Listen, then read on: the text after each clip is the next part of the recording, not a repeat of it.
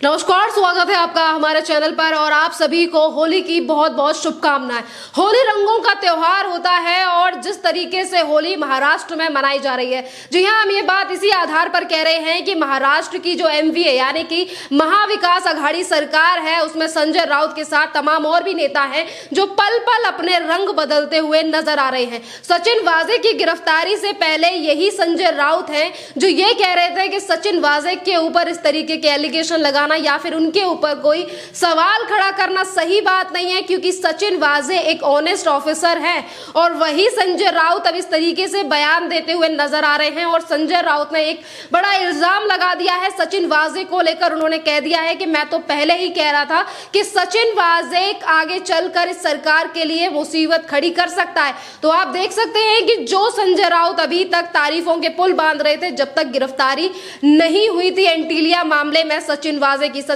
को लेकर जो आरोप लगाए गए थे मनसुख हिरेन की वाइफ की तरफ से, विमला हिरेन ने कहा था कि मेरे पति की गाड़ी जो है, जो स्कॉर्पियो थी जिसमें जेलेटिन की तारें मिली थी, वो कार 4 महीने से सचिन वाजे चला रहा था। और जब ये सारी चीजों को लेकर जनता की तरफ से सवाल जवाब होने लगे सचिन वाजे को लेकर, तो सबसे पहले एमवीए सरकार में से सामने आए थे संजय राउत। और संजय राउत ने कहा था कि सचिन वाजे के ऊपर सवाली निशान खड़ा करना सही नहीं है। और आज वही संजय राउत इस तरीके से, मतलब आप समझ सकते हैं कि 14 तारीख को सचिन वाजे की गिरफ्तारी हुई, जिसके बाद 12 घंटे की पूछताछ भी की थी एनआईए ने सचिन वाजे से। तमाम तरीके की चीजें निकलकर सामने आई और उसके बाद जब सचिन वाजे की गिरफ्तारी हो जाती है तो ये संजय राउत कुछ भी नहीं बोलते उस गिरफ्तारी को लेकर। अब जैसे जैसे चीजें आगे बढ़ती जा रही हैं, संजय राउत हर चीज को लेकर अपना बयान पलटते जा रहे हैं। तो जैसे कि मैंने आपको शुरुआत में कहा, होली रंगों का त्योहार है और महाराष्ट्र में संजय राउत पल पल अपने रंग बदल रहे हैं। अब बात करते हैं उस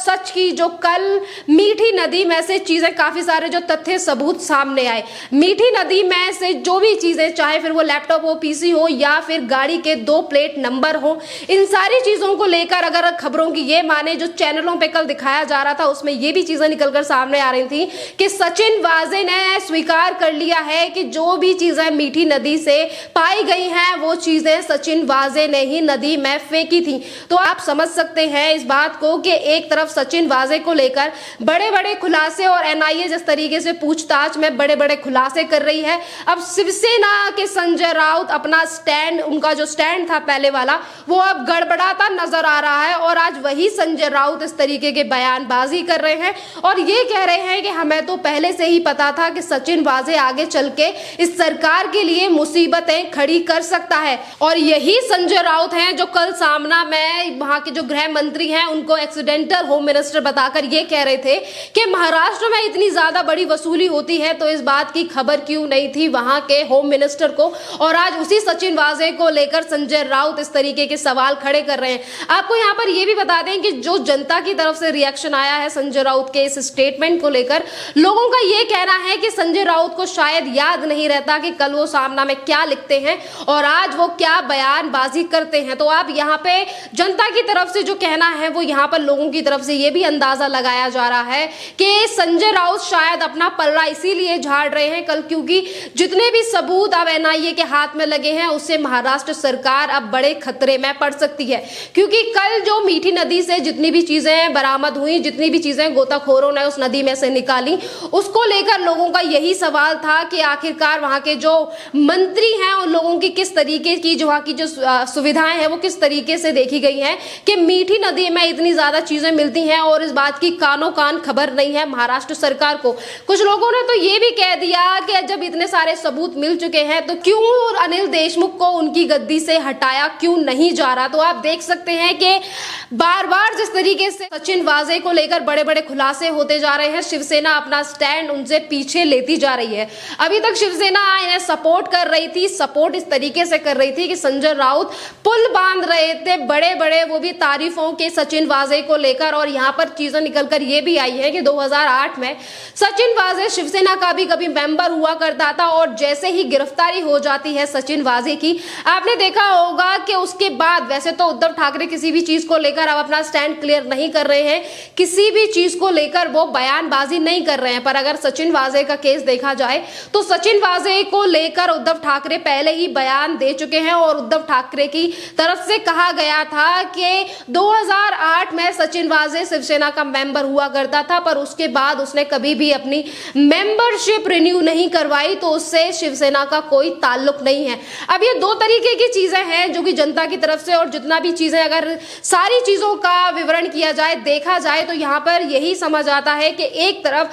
संजय राउत पैरवी कर रहे थे सचिन वाजे की, और दूसरी तरफ उद्धव ठाकरे ने पूरी तरीके से पल्ला झाड़ लिया था सचिन वाजे से। तो चीजें ये भी हो सकती हैं कि शायद आगे जिस तरीके की चीजें आने वाली हो उस बात का आभास हो गया था उद्धव ठाकरे को, और यही मेन कारण हो सकता है जिसकी वजह से उद्धव ठाकरे ने अपने पैर पीछे हटा लिए थे और उन्होंने कह दिया था कि सचिन वाजे का शिवसेना से कोई भी लेना देना नहीं है। क्योंकि अगर हम हमेशा आपको देश और दुनिया की खबरें दिखाते हैं तो हम उन लोगों की भी बातें जानते हैं जो कि हमारी देश की जनता इस सारे मामले को लेकर बातें करती है। देश की जनता की तरफ से यह भी सवाल उठ रहा था कि जिस तरीके से सचिन वाजे महाराष्ट्र में 100 करोड़ रुपए की उगाही कर रहा था, तो ये पूरी की पूरी सरकार मिली हुई है इन सारी चीजों में, और इसीलिए सचिन वाजे को बचाने का प्रयास किया जा रहा है। अगर सचिन वाजे को लेकर आज संजय राउत ने इस तरीके का बयान दिया है तो हम वो सारी चीजें आपको बताते हैं जो कि हमें भी पता चली हैं कि अब सचिन वाजे को लेकर ये भी खुलासे हो रहे हैं कि सचिन वाजे जो बड़े बड़े अफसर हुआ करते थे, आईपीएस अफसर हुआ करते थे,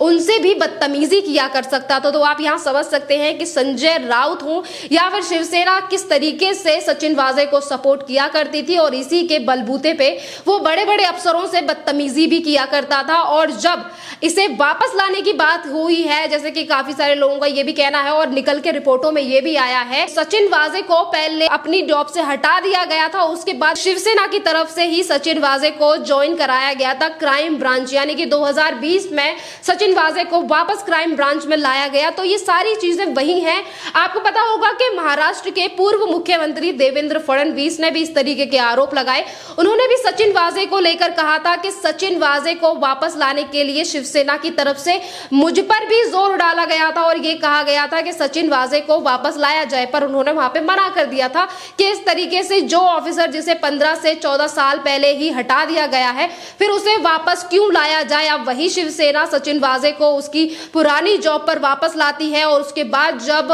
मानसुख हिरेन के केस को लेकर, यानी कि अंबानी के घर के सामने जो विस्फोटक सामग्री मिली थी, स्कॉर्पियो गाड़ी में जो जेलेटिन की तारें मिली थी, उसको लेकर संजय राउत शुरुआत से किस तरीके से बयानबाजी कर रहे हैं, उस सब का ब्यौरा सोशल मीडिया पर है, न्यूज चैनलों पर है। सबसे पहले तो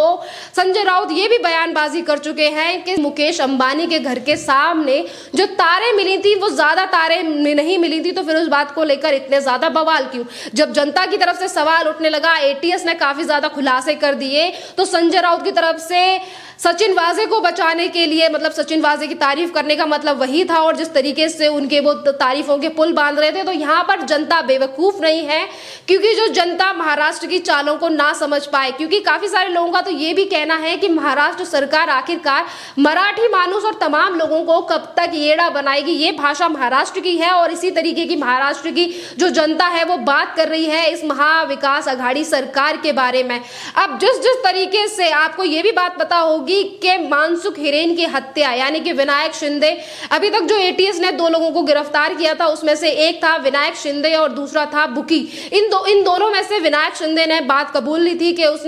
उसने मानसुख हिरेन की हत्या की है, और उसके बाद एनआईए की तरफ से ये भी चीजें निकल कर आई कि एनआईए अब बुकी और विनायक शिंदे और सचिन वाजे को आमने सामने बिठाकर बात करेगी, और तब जाके और दूध का दूध और पानी का पानी सारी चीजें निकलकर सामने आएगी। जनता की तरफ से ये भी कहना है कि सचिन वाजे और मानसुख हिरेन के बीच में क्या संबंध था, यह भी देखना महज जरूरी है, क्योंकि आखिरकार ये भी बात सत्य है कि आज मानसुख हिरेन हमारे बीच में नहीं है और उनकी हत्या हो चुकी है। पर सवाल ये भी खड़ा होता है जनता की तरफ से कि मानसुख हिरेन की जो गाड़ी थी जो अंबानी के घर के सामने मिली थी, आखिरकार उसमें किसका हाथ था। क्या वो जबरन गाड़ी मानसुख हिरेन से ली गई थी या फिर उसमें मानसुख हिरेन भी शामिल था सचिन वाजे के साथ। तमाम ऐसी चीजें हैं जिसे हमारी देश की जनता जानना चाहती है कि आखिरकार कौन से ऐसे वो कारण थे जिसकी वजह से ये जो लोग हैं, ये जो प्लानिंग की गई थी अंबानी के घर के सामने विस्फोटक रखने की, आखिरकार इसमें जो बड़े बड़े आका हैं वो कौन है और किसके कहने पर सचिन वाजे और तमाम विनायक शिंदे, बुकी और जिस तरीके से इन लोगों में बातें की जा रही थी व्हाट्सएप कॉल्स के थ्रू, ये किसके कहने पर किया जा रहा था। देखा जाए जनता का जो ओपिनियन है, अगर उन सारी चीजों को लेकर देखा जाए तो जनता की तरफ से कहना है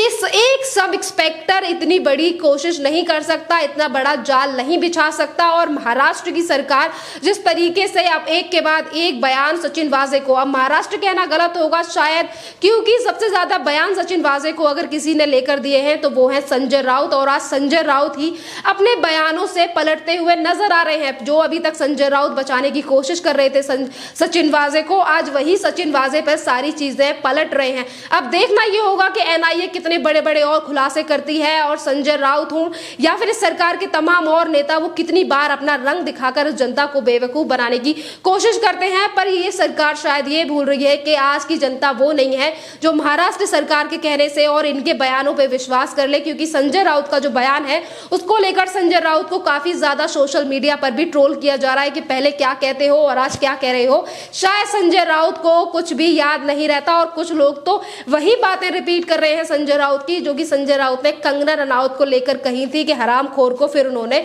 नोटी में बदल दिया था। आज उसी तरीके की भाषा का इस्तेमाल देश की जनता संजय राउत के लिए कर रही है।